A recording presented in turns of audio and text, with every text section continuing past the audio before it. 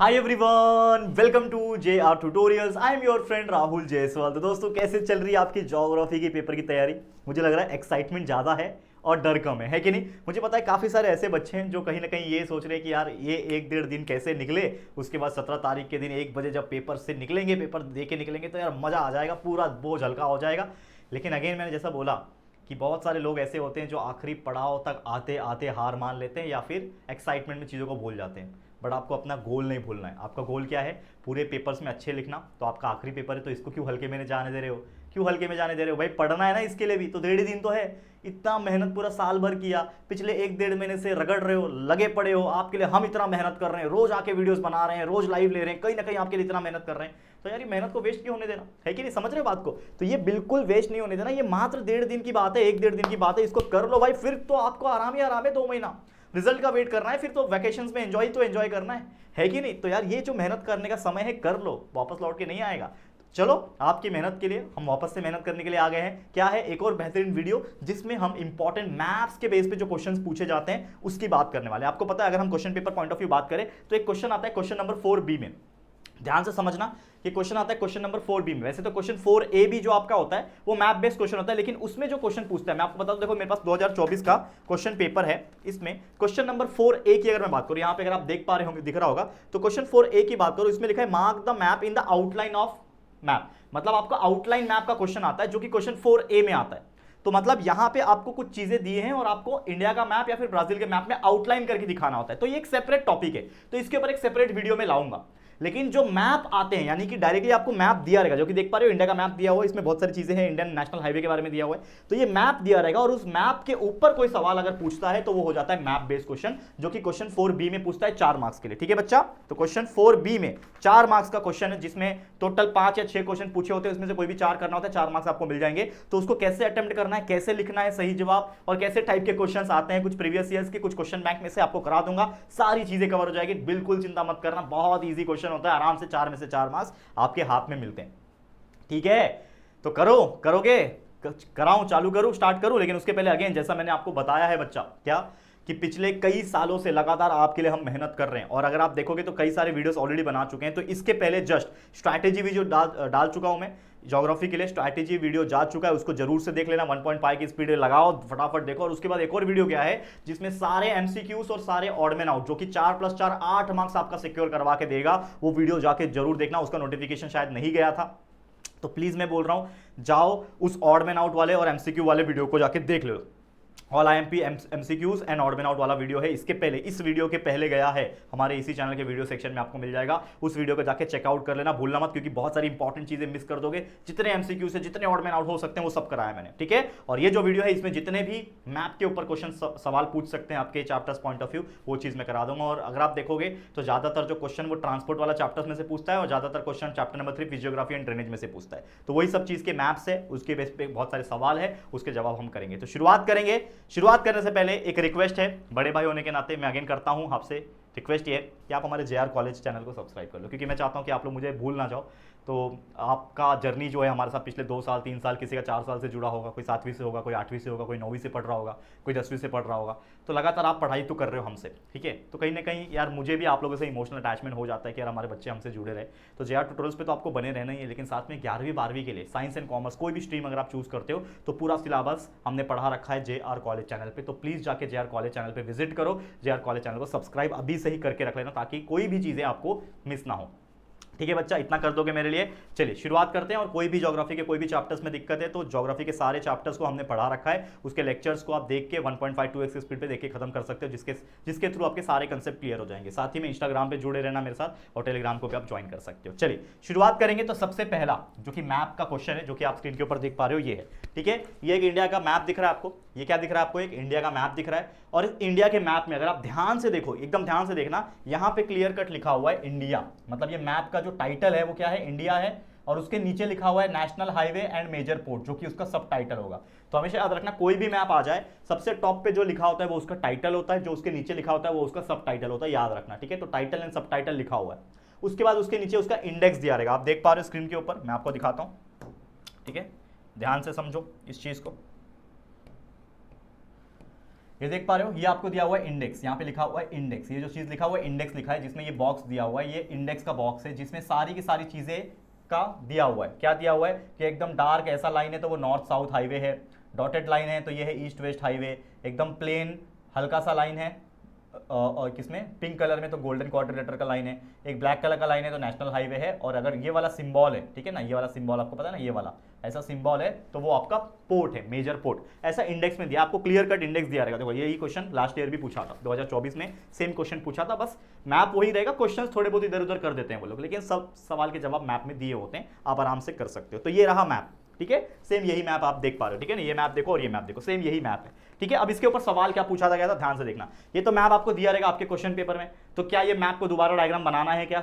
नहीं, मैप को नहीं बनाना है, सिर्फ क्वेश्चन के सवाल आपके आंसर शीट में लिखने हैं। तो ये रहे कुछ क्वेश्चंस जो पूछे गए थे। पहला क्वेश्चन पूछा था कि what is the title and सब टाइटल ऑफ द मैप, यानी कि इस मैप का टाइटल क्या है, सब टाइटल क्या है, लिखो।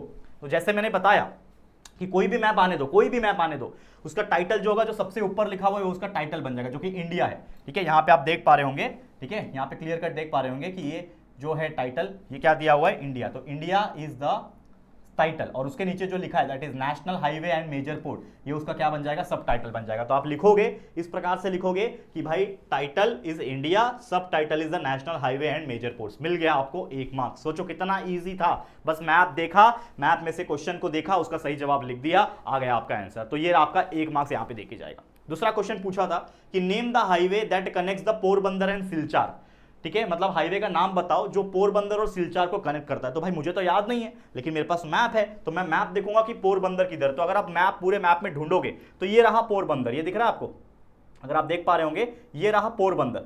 अब पोरबंदर से लेके अगर आप देखोगे, पोरबंदर से लेके कहां तक जा रहा है, सिलचार तक जाना है। तो सिलचार किधर है, अगर आप देखो तो यहाँ पे सिलचार, देखो ढूंढने आना चाहिए, बेसिक इंफॉर्मेशन होना चाहिए सिलचार किधर है। तो ये रहा सिलचार। तो अगर आप देखोगे कि क्वेश्चन हमें क्या पूछा था, फिर से वापस से दिखाऊं आपको, क्वेश्चन ये पूछा कि हाईवे का नाम बताओ जो पोरबंदर और सिलचार को कनेक्ट करता है, ठीक है। तो हाईवे का नाम बताओ। तो अगर आप देखोगे, अगर आप ध्यान से देखोगे तो एक हाईवे यहां से निकल रहा है डॉटेड लाइन के थ्रू, ये जा रहा है, जा रहा है, जा रहा है, जा रहा है, जा रहा है, यहां से जा रहा है, जा रहा है, जा रहा है, जा रहा है, जा रहा है, डॉटेड लाइन के थ्रू जा रहा है, जा रहा है, जा रहा है, यहां से गया, यहां से गया, यहां से गया, यहां से गया, यहां से गया और यहां तक आया। तो डॉटेड लाइन जो है, जो मैप में दिख रहा है क्लियर कट, डॉटेड लाइन से जो है वो एक रास्ता बनाया हुआ है। हाईवे मतलब क्या होता है, रास्ता होता है। तो ये पोरबंदर से सिलचार तक एक डॉटेड लाइन गया हुआ है।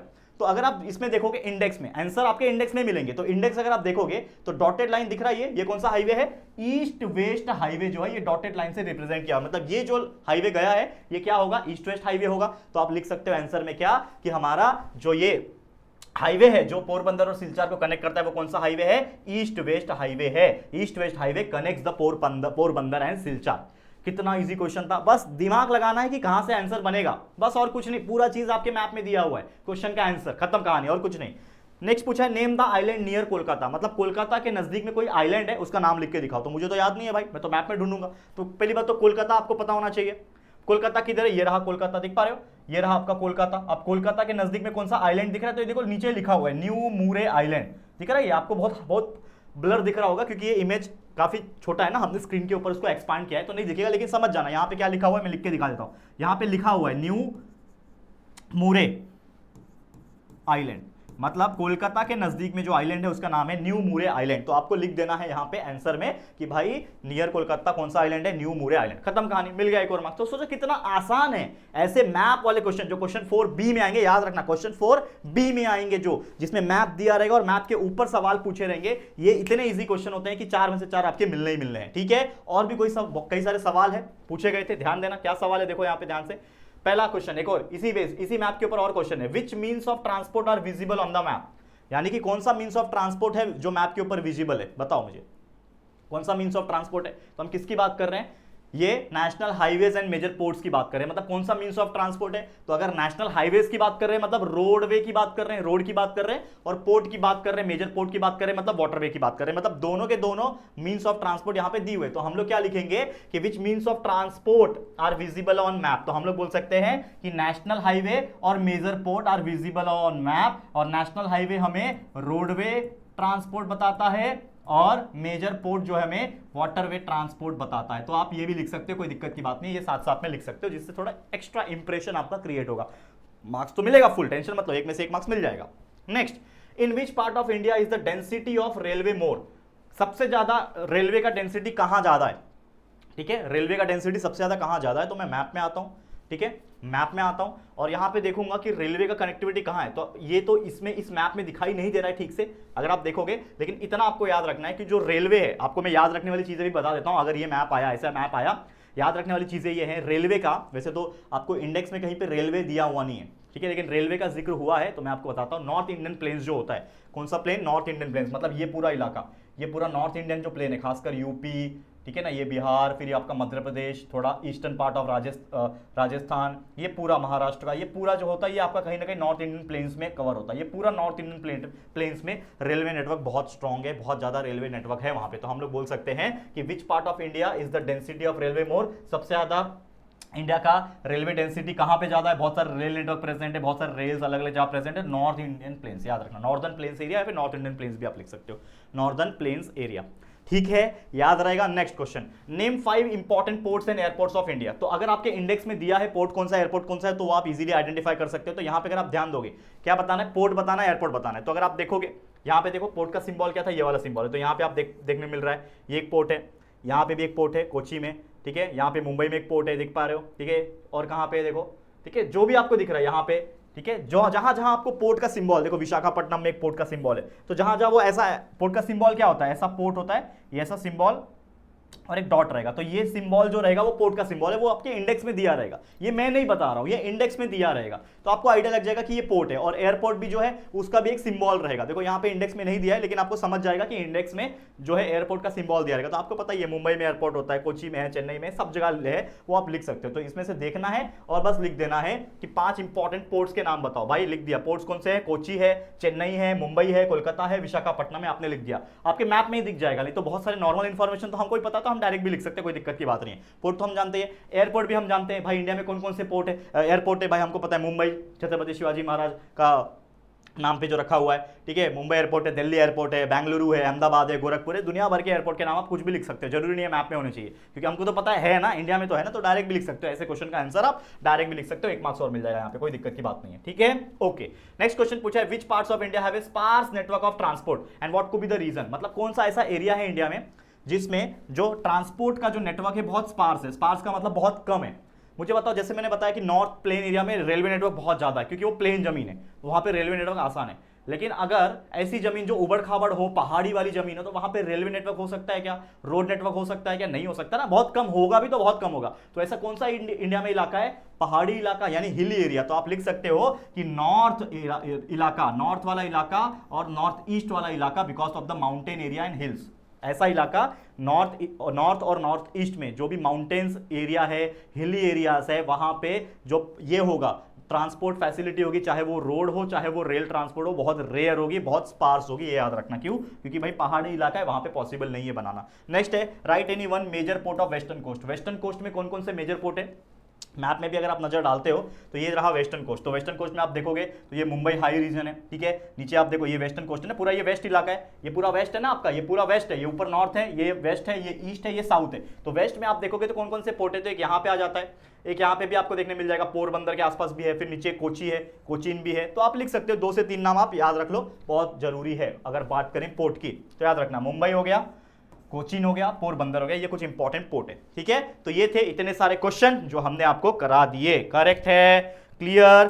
तो उम्मीद कर रहा हूं कि अगर ये वाला मैप आया इंडिया का जिसमें आपको road transport, railway transport, port के ऊपर ऐसे कई सारे अनगिनत अलग अलग तरीके से सवाल पूछेंगे। देखो मैं बात कर रहा हूं मैप्स की, तो मैप्स अगर आएंगे सवाल कुछ भी पूछा जा सकता है, सवाल इतने सारे बन सकते हैं। देखो यार इंडिया का मैप अगर देखो, ये मैप देखो, इसमें क्या सिर्फ 4 ही क्वेश्चन पूछ सकते हैं, जो मैंने 7-8 क्वेश्चन कराए सिर्फ यही पूछेंगे क्या हर बार? नहीं, जरूरी नहीं है हर बार यही क्वेश्चन पूछे, क्वेश्चन कुछ भी पूछ सकते हैं। लेकिन जैसे मैंने तरीका बताया कि आपको कैसे ढूंढना है, बहुत ईजी होता है, इंडेक्स देखना है और चीजों को समझना है कि क्या क्या चीजें हैं, अपने आप आपका आंसर निकलेगा जैसे मैंने बताया। कोई दिक्कत की बात नहीं, कोई परेशानी नहीं होगी, इतना इजी क्वेश्चन होता है कि फुल मार्क्स आपको मिल सकेगा, ठीक है। और भी देख लेते हैं क्वेश्चन। तो ये हो गया एक मैप, और भी मैप्स है क्या हमारे पास? बिल्कुल है। चलो अब ये रहा दूसरा मैप जो कि chapter number 3 physiography and drainage से पूछा जा सकता है। ये मैप आप देख पा रहे हो, क्या दिख रहा है आपको? ये मैप अगर आप देखोगे तो ब्राजील का लिखा हुआ है यहाँ पे, देखो ब्राजील का एक फिजिकल मैप है। तो ये टाइटल हो गया, ये सब टाइटल हो गया, क्या है, ब्राजील का एक फिजिकल मैप है। नीचे आप देख पा रहे हो इंडेक्स दिया है जो कि हाइट इन मीटर लिखा है। तो जहां जहां ऑरेंज पोर्शन है वहां 1000 मीटर हाइट है, जहां येलो पोर्शन है वहां 500 मीटर हाइट है, जहां पे लाइट ग्रीन कलर है वहां पे 200 मीटर हाइट है, जहां पे डार्क ग्रीन है वहां पे 0 मीटर हाइट है,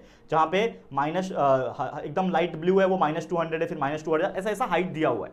ठीक है, अब इसके ऊपर क्वेश्चंस क्या पूछे जाएंगे, चलिए ध्यान देते हैं क्वेश्चंस क्या पूछे जा सकते हैं। चलो आगे बढ़ते हैं। क्वेश्चन क्या पूछा है, देखो क्वेश्चन क्या पूछा है कि what is the range of the altitude of Amazon river basin.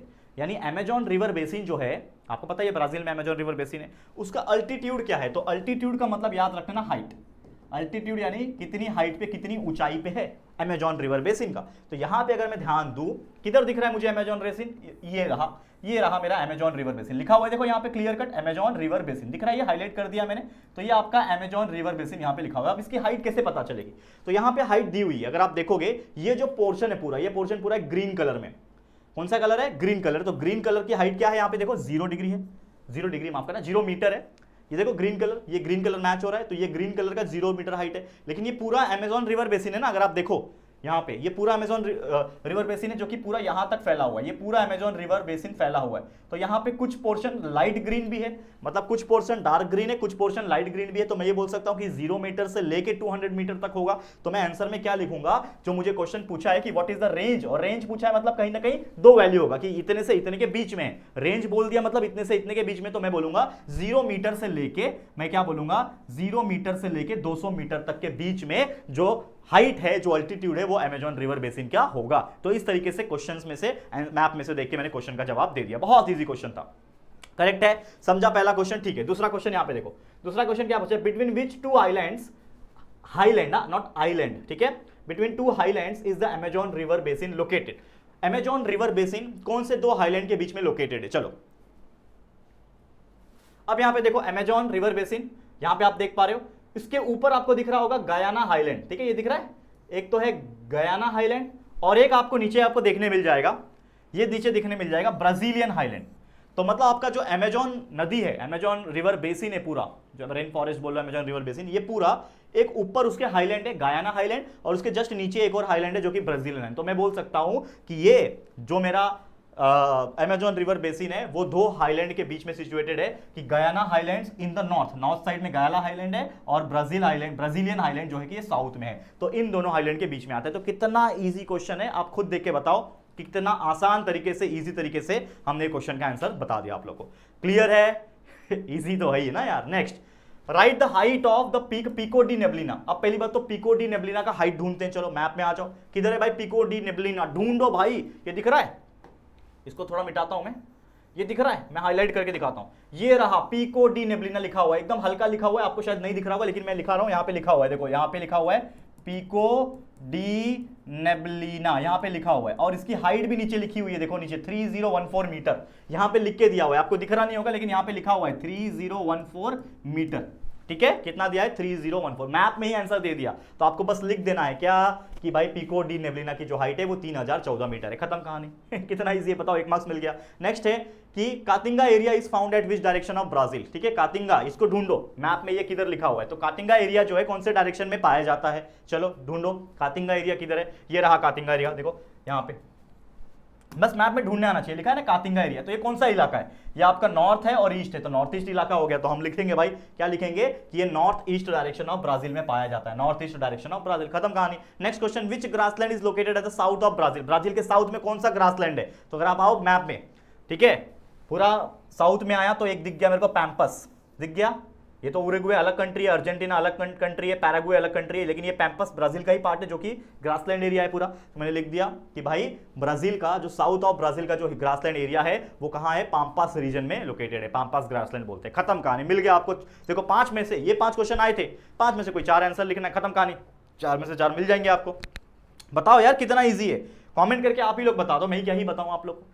इतना इजी क्वेश्चन होता है और बच्चे घबराते हैं, सर मैप मैप मैप। देखो यार सब चीज पढ़ा रहा हूं, ये तो map based question, question 4B का है। वैसे एक और वीडियो लाऊंगा जिसमें क्वेश्चन नंबर 4A यानी आउटलाइन ऑफ मैप के क्वेश्चंस भी बता दूंगा, कि क्वेश्चंस दिए रहेंगे और किस तरीके से आपको मैप के अंदर उसको ड्रॉ करना है वो भी बता दूंगा। फिर स्टेटिस्टिकल डेटा दिया रहता है, आपको डाटा दिया रहेगा, उसके हेल्प से आपको ग्राफ बनाना होता है, ग्राफ दिया होता है, ग्राफ के बेस पे क्वेश्चंस दिए होते हैं, उसको कैसे सॉल्व करना है ये भी बता दूंगा। मतलब 3-4 वीडियो और आएंगे मैप्स के ऊपर, तो टेंशन बिल्कुल मत लो। आपके राहुल भैया है, राहुल सर है आपके साथ, तो क्यों चिंता करते हो, मेहनत तो मैं कर रहा हूं रात दिन एक करके, बस बदले में मुझे आपका साथ और प्यार चाहिए। ठीक है, 10वीं के बाद जो जर्नी आप 11वीं 12वीं में करने वाले हो, उस 11वीं 12वीं में भी मुझे आपका साथ चाहिए, उस चैनल को भी मुझे ग्रो करना है, बड़ा बनाना है। तो आपके साथ का बिना तो नामुमकिन है ना। तो प्लीज जाओ JR कॉलेज चैनल को अब भी जाके सब्सक्राइब करके रखो। ठीक है, वहां पे बहुत हार्डवर्क चल रही है बच्चों, आप समझ नहीं सकते इतना हार्डवर्क कर रहे हैं हम लोग। तो JR कॉलेज पे मुझे आपका सपोर्ट चाहिए। मुझे नहीं पता आप कैसे करोगे, लेकिन 10वीं से 11वीं में आप वहां पे आके आराम से पढ़ाई कर सकते हो, बस इतना मुझे कहना है। ठीक है बच्चा, करोगे? ओके, आगे बात कर लेते हैं। Next map. अब ये भी चैप्टर नंबर 3 का मैप है। जैसे मैंने बोला कि बहुत सारे ऐसे चैप्टर्स हैं जिनमें मैप ज्यादा है, जैसे ये चैप्टर नंबर 3।